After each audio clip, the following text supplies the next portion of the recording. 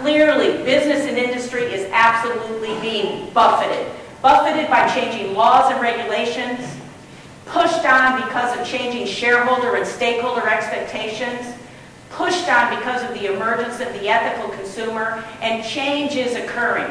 Let's not be mistaken.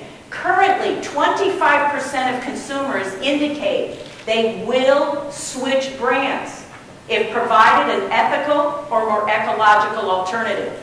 Today, 5 out of 6 CEOs no longer subscribe to the notion that their sole purpose is about making profit. Now, don't get me wrong. I am not implying by any means that businesses are not about making money.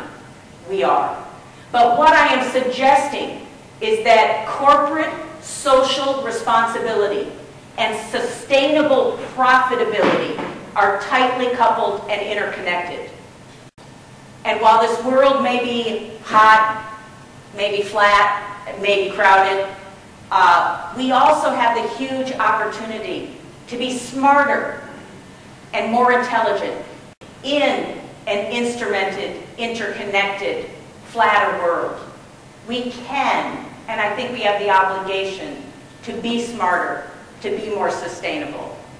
How did Stockholm address the challenge of traffic congestion?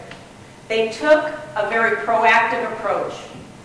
They looked at comprehensive traffic assessment, predictive modeling, data analytics, citywide traffic optimization plan, and they implemented this, driving what was some very significant results.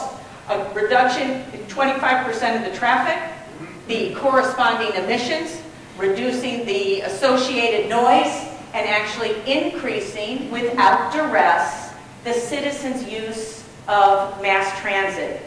Costco implemented a tool called SNOW, Supply Chain Network Optimization Workbench. It took a comprehensive view of multiple supply chain elements, everything from raw goods purchase through the entire supply chain to finished goods delivery.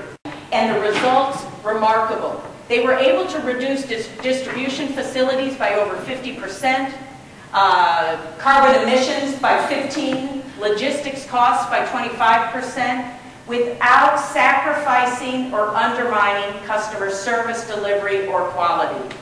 Just an example from IBM that I thought was really, really interesting. One of our largest data centers in the foothills of Boulder, Colorado, right off the Rocky Mountains, was running every day the expensive, energy-consuming HVAC equipment to keep that data center at the temperature necessary to run it in optimal conditions. And then we finally figured out, hey, there's a lot of cool air coming off that mountain range. In fact, 75% of the year, the ambient air temperature coming off the Rockies was equal to or less than what we needed to run that data center at. So we reconfigured the facility so that it now ports in the naturally available cool air off the Rocky Mountains, and only 25% of the year must we use the energy to run the HVAC equipment.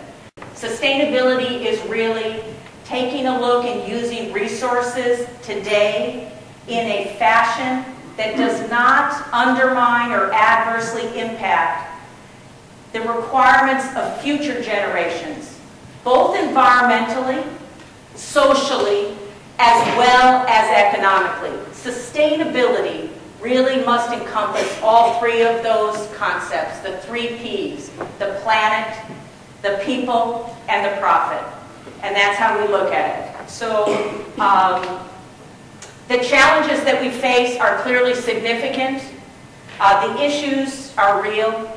But we have a huge, huge capacity to be able to take and leverage our technology and our innovation to really build and execute on a blueprint for a more sustainable, for a greener, for a cleaner, and more prosperous and profitable future. And I am sure with the distinguished colleagues who are going to talk to you about what they've done, how they've done it, things you can do, that over the next 2 days you will be able to get some very content-rich, very helpful input as to how to continue to move in this direction. So in closing, I would just encourage you, as Mahatma Gandhi once said, be the change in the world that you wish to see. Thank you very much.